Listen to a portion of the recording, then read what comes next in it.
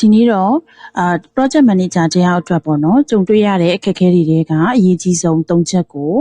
ပြောပြပေးပါမယ်ဘယ်လိုမျိုးဖြေရှင်းရမလဲဆိုတာကိုလည်းမျှဝေပေးပါမယ်အဲ့တော့ပထမဆုံးတစ်ချက်ကတော့ဘာလဲဆိုလို့ရှိရင် communication and people management ပေါ့နော်အဲ့တော့လူတွေနဲ့ communicate လုပ်တဲ့အခါမှာကိုယ့်ရဲ့ project team member တွေ stakeholder တွေနဲ့ဘယ်လို communicate လုပ်မလဲ manage လုပ်မလဲဆိုတဲ့အကြောင်းအရာရဲ့နံပါတ်2အချက်ကကြတော့ဒီ scope create and negotiation လို့ခေါ်တယ်ဒီ scope တွေကိုကျော်လွန်ပြီးတော့လုပ်ပြီးဖြစ်တာမျိုးတွေကိုဘယ်လိုရှောင်ရှားမလဲဘယ်လိုမျိုးအပေါ်တွေကိုခိုင်းလာတဲ့ပုံမှာ negotiate လုပ်မလဲဆိုတဲ့အကြောင်းအရာရဲ့နံပါတ်3ကတော့ timeline and risk management လို့ခေါ်တယ်ဒီ project ရဲ့ timeline တိုင်းဘယ်လိုမျိုးပြီးအောင်လုပ်မယ်ဆိုတာတွေကိုပြောပြပေးသွားမှာဖြစ်ပါတယ်အဲ့တော့ပထမဆုံးတစ်ခုအနေနဲ့ communication and people management မှာဆိုလို့ရှိရင်ကိုလိုချင်တဲ့ပေါ့နော် communicate လုပ်တဲ့အခါမှာကိုလိုချင်တဲ့ result တစ်ခုကိုရဖို့အတွက်ကို project team member တွေနဲ့ဘယ်လိုမျိုး communicate လုပ်မလဲအဲ့တော့အကောင်းဆုံး best practice ကတော့ RACI metric လို့ခေါ်တဲ့ဒီ RACI ပေါ့နော် RACI ဆိုတဲ့ responsible accountable နောက်တစ်ခုကကျတော့ဗာလဲဆိုလို့ရှိရင် consult နဲ့ inform ဆိုပြီးတော့အဲ့လိုမျိုးတွေရှိပါတယ်အဲ့တော့အဲ့ဒီထဲမှာဘယ်သူကresponsible ဖြစ်တယ်ဘယ်သူက accountable ဖြစ်တယ်လဲအဲ့ဒါတွေကိုသတ်မှတ်ပြီးတော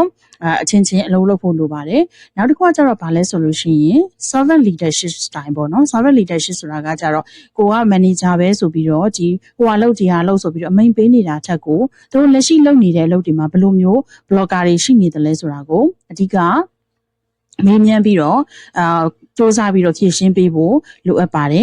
ပြီးတော့လို့ရှိရင်ဘယ်အကြောင်းအရာကိုပဲမဆိုအမြဲတမ်း documented လုပ်ထားဖို့လိုပါတယ် documented ဆိုတာကဟို meeting တစ်ခုလုပ်ပြီးသားပြီဆိုလို့ရှိရင်အဲ့ meeting ကနေပြီးတော့ထွက်ပေါ်လာတဲ့ action item ဘယ်သူကအဲ့ဒီရဲ့ action ရဲ့ owner လဲဘယ်သူကဒီ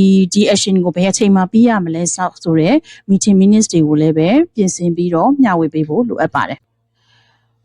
ဒုတိယတစ်ချက်ကတော့ဘာလဲဆိုလို့ရှိရင် scope creep ဖြစ်တာပေါ့နော် scope creep ဆိုတာကကြတော့ဟို straight ဟိုကလည်းဒါကိုလိုချင်တယ်ဒီ straight ဟိုဒါကလည်းဒါကိုလိုချင်တယ်ဒါပေမဲ့သူတို့ပြောနေတဲ့လိုချင်တယ်ဆိုတဲ့အချက်တွေကပုံမှန် agree ဖြစ်ထားတဲ့စဉ်းစားထားတဲ့ scope နဲ့ကွဲလွဲနေတယ်ဆိုလို့ရှိရင်ဘယ်လိုမျိုးညှိနှိုင်းမလဲပေါ့နော်အဲ့တော့သူ့ရဲ့အကောင်းဆုံး practice ကတော့အရင်ဆုံးပြောလာတဲ့ဒီ changes တခုကိုမရဘူးရတယ်တခါတည်းမပြောလိုက်ဘဲနဲ့ဘာလို့ရမလဲဆိုရင် impact analysis လို့ခေါ်တယ်ဒီ change ကြောင့်မို့လို့ဘယ်လိုမျိုးနေရာတွေမှာပြဿနာတက်သွားနိုင်တယ်လဲဆိုတာကိုအရင်ဆုံးစမ်းစစ်ဖို့လိုတယ်ကိုတယောက်တည်းနဲ့စမ်းစစ်လို့မရရင် project team member နဲ့အတူတူစမ်းစစ်ဖို့လိုတယ်အဲ့တော့စမ်းစစ်လိုက်တဲ့အခါမှာဒီ change ကိုလုပ်တယ်ဆိုလို့ရှိရင်ဒီ requirement ကိုလုပ်တယ်ဆိုလို့ရှိရင်အချိန်မှာ impact ဖြစ်သွားမယ်ဒါမှမဟုတ်လို့ရှိရင်လည်း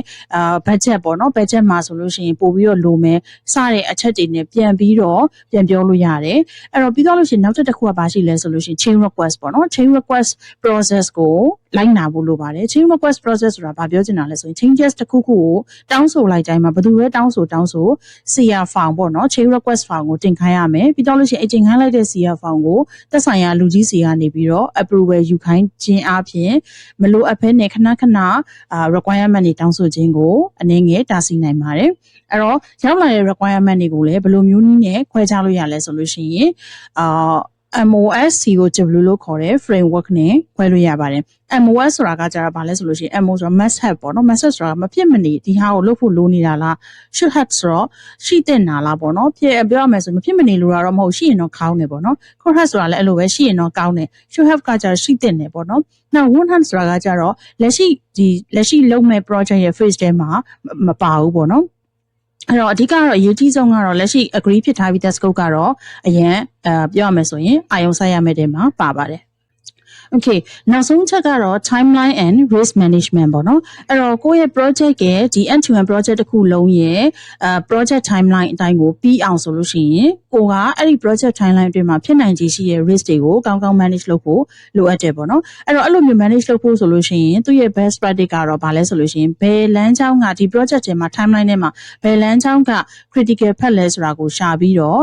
လိုအပ်တဲ့အချိန်အပိုထုံးစံတိုင်းပေါ့နော်အချိန်အပို buffer တိုင်း 10% ကနေပြီးတော့15% လောက်ထိကိုထည့်ပြီးတော့ကြိုတင်တွက်ချက်ထားဖို့လိုတယ်ပြီးတော့လို့ရှိရင်နောက်တစ်ခုကကြတော့ဘာရှိလဲဆိုရင်ဒီ risk register ပေါ့နော်ဖြစ်နိုင်ခြေရှိတဲ့ risk တွေကို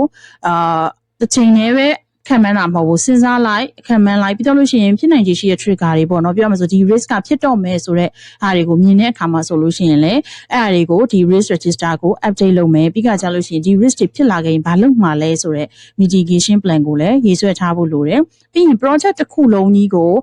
ပြောရမယ်ဆိုလို့ရှိရင်6လကြာမယ်တစ်နှစ်ကြာမယ်ဒီ project တစ်ခုလုံးကြီးကိုအကုန်လုံး ပြီးတော့မှပြီးရလို့လိုက်ပြီးတော့ monitor track လုပ်နေတာမဟုတ်ဘဲနဲ့ project တစ်ခုထဲမှာဥပမာတစ်လစီတစ်ပတ်စီနှစ်ပတ်စီစသဖြင့် milestone လေးတွေခွဲထားပြီးတော့ဒီ project management tools တွေဖြစ်တဲ့ Jira Asana ဒါတွေကိုသုံးပြီးသွားလို့ရှိရင်ကိုယ့်ရဲ့ project team member တွေနဲ့ daily standard ဒါမှမဟုတ်လို့ရှိရင်သူတို့နဲ့ weekly sync တွေမှာဘယ်လိုပြဿနာတွေရှိလဲဒီ milestone တွေကသူ့ရဲ့အချိန်တိုင်း meet ဖြစ်ဖို့လိုသလားဆိုတာတွေကိုနည်းနည်းချင်းစီပြဿနာတွေရှိခဲ့ရင်ဖြေရှင်းသွားဖို့လိုပါတယ်တကယ်လို့နည်းနည်းစီမဖြေရှင်းခဲ့ဘူးဆိုလို့ရှိရင်တော့ project အကုန်လုံးပြီးတော့မယ်ဆိုတဲ့အချိန်ကျတော့မှပြဿနာအကြီးဖြစ်နေပြီးတော့ဖြေရှင်းရခက်တာမျိုးတွေဖြစ်နိုင်ပါတယ်